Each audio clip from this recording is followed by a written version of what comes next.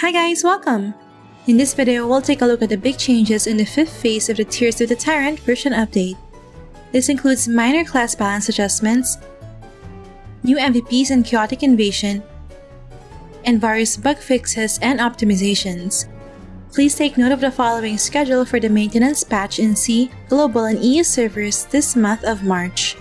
Alright, without further ado, let's begin. First up, we have various class balance adjustments for the Blacksmith, Hulgrehen, Gunslinger, and Type 1 classes. First, for the Blacksmith class, the rune skill Armor Change has an additional effect which increases the damage reduction from the selected element by 50%. The buff effects will also be undispellable. Another change is that Mechanical Regeneration rune has a new third line effect, doubling the chance of being resurrected as long as the Pioneer is alive on the battlefield. These two buffs will help improve Lightbringer survivability. Next, for the Hulgrehen hero class, the Total Concentration rune has an additional effect, granting 10% to 50% physical damage reduction while channeling focused mode. This will make Hulgrehen tankier against physical classes. Next, for the Gunslinger class, a new third line effect has been added to the Fire on Full Power rune, wherein all attacks will launch one additional homing missile towards the target while under Fire on Full Power status. And finally, we have a couple of changes to the Type 1 class. First, the rune skill Everlasting Truth has an additional effect wherein if the time plate stays on the sun plate, all enemies will be regarded as hatred of the sun. And if the time plate stays on the moon plate, all enemies will be regarded as hatred of the moon. Its cooldown has also been reduced from 45 seconds to 30 seconds. And second, the effect of Run skill, Launching Attacks will cancel the running state, is changed to when launching attacks, the running state will end within 2 seconds. In addition, Short Sprinter rune's second line effect, after launching attacks, Run's effect will still last for 3 to 10 seconds, is changed to when Run's effect ends, it will still last for 3 to 10 seconds. Up next, we have the addition of Dark Snake Lord, Dark Magaleta, Dark Tyrant, and Biochemistry Baphomet in the 7-star difficulty of Chaotic Invasion. Aside from their usual drops like cards, headwear blueprints, and rare purple materials, defeating them will also have a chance to get the following gears. For Dark Snake Lord, you can get Ninja's Introduction Manual and Ranger Boots. For Dark Magaleta, you can get Diabolus Boots and Survival Ring. For Dark Tyrant, you can get Illusion Garments and Exorcism Sachet. And for Biochemistry Baphomet, you can get Bloodstained Iron Ball and Diabolus Tome.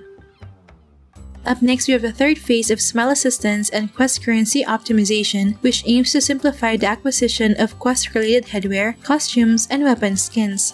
It will now be expanded to more regions, which include Pion, Glassheim, Aldebaran, Juno, and Niflheim. This means that the headwear blueprints and weapon skins that are acquired from completing quests in these regions can now be purchased from the Smile Assistance NPC in each region using Eden coins. The quest currencies from these regions, such as the Crest Royal Medal, Tattered Time Pointer, Ancient Relic Coin, and Scary Pumpkin will be removed and converted into Eden coins at a ratio of 100:1.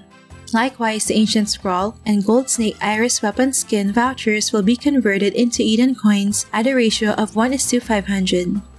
Furthermore, headwear blueprints that are dropped by monsters in these regions will also be available for purchase using Eden coins. To unlock the purchase permission for these blueprints, you need to defeat a certain number of the corresponding target monsters, which you can refer to via the Add Target section of the Adventure Handbook's monster page.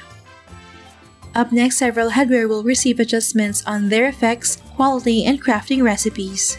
For Hairpin headwear, the third effect has been removed and changed to for every refine level +1, luck +1, and crit damage +1%, thus it will be more valuable for critical AA builds. In addition, its quality has changed from blue to purple, and its crafting recipe has also been adjusted, increasing the required pieces of Wicked Heart and Chaotic Metal from 6 to 15. For Lace Butterfly Hairband, it will now grant higher magic attack. At +15 refinement, it will grant a total of 450 magic attack instead of 360 magic attack. For Corsair, it will now grant additional 3000 points of max HP. For Quaff, it gained a new effect at +10 refinement, which grants additional 5% magic damage. For Rudolph's Horn, the melee physical damage +5% effect is adjusted to physical damage +5%, so it can now affect all physical DPS. It also has a new effect at plus 10 refinement, which grants additional 5% range physical damage, which will benefit Hunter, Performer, Rogue, and Doram. For a pipe, the insect damage reduction plus 10% effect is removed and changed into demi-human damage reduct plus 5%, so it will be more beneficial for PvP. And for Dragon Scale Stripe, it will now grant additional Dex and Int for each refinement level, which will be perfect for ranged physical DPS and magic classes. Up next, various NPCs have been relocated to the center of Frontera for convenience. This includes the NPCs for Black Market, Gender Change, Furniture Shop, and the Smile Assistants from various regions. Thus, all essential NPCs can now be easily accessed in the central part of Frontera. In addition, the new equipment upgrade NPC, Thorsol, has been added near the Holgran NPC in Frontera to facilitate the equipment upgrade sub-quest for new players. Up next, we have a new card added to the game called Alien Rune Master Thanatos card. There's a chance to win this card upon clearing the 4th floor of Thanatos Tower Legend or via the card gacha. This new weapon card grants plus 10% physical pen and increases the final damage dealt to targets with higher physical defense stack, wherein every 50 physical def of the target will increase the final damage inflicted on the target by 0.1%, which can stack up to a maximum of 10%. Up next, there will be job change rewards added when changing into Advanced Tier 2 and Tier 3 job of the 6 regular job classes. For the Advanced second job, you'll get a self-select weapon gift box, while for the third job, you'll get a self-select equipment gift box. The weapon and equipment that can be obtained from various gift boxes differ depending on the job class. If you've already unlocked the first 6 regular job classes, just change into the job via the class interface to get the rewards. Up next, the 12th season of the 12 vs 12 PvP team competition for C server will start on March 30. The regular season mode matches will be available every Saturday from 8 PM to 12 midnight server time, and it will last until April 20. Take note that due to the Songkran Festival on April 13, the matches will be paused for that week. The season mode will then be followed by a Tournament Cup on April 27, wherein the top teams based on the 6v6 ranking points will be qualified to join the match. The tournament ranking awards for this season are as follows. This includes the new Sakra's Longing back item and the Sohi exclusive chat box. Up next, we have various quality of life adjustments and optimizations. First, all MVP and mini monsters up to the Wills of Alberta update can now appear in the MVP battle instance. Next, Kafra Teleport and storage services are now free of charge. Existing Kafra Teleport tickets will be converted to 1,600 Zenny each, while existing Kafra storage tickets will be converted to 100 Zenny each. Next, players with activated monthly premium have a new privilege wherein they can replace or remove cards from equipment card slots for free. Thus, you no longer need to pay the hefty 100k Zenny fee every time you remove purple cards, as long as you're on premium. Next, the quick purchase function when crafting or upgrading equipment and donating to the guild has been optimized, wherein there's now a checkbox option if you want to purchase from the black market. If left unchecked, it will only purchase the items from exchange. Next, a marker indicating the direction of the viewpoint will now be displayed on the minimap. Next, Guild Prayer and Blessings now have a one-click level up function for faster upgrading of guild buffs.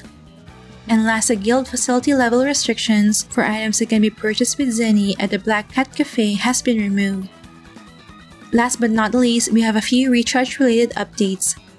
First, a new version of Kafra Adventure Log will be opened, which grants tons of rewards when you complete the daily and weekly tasks. The rewards are divided into 3 tiers, and FTP players can obtain the following rewards from the regular tier.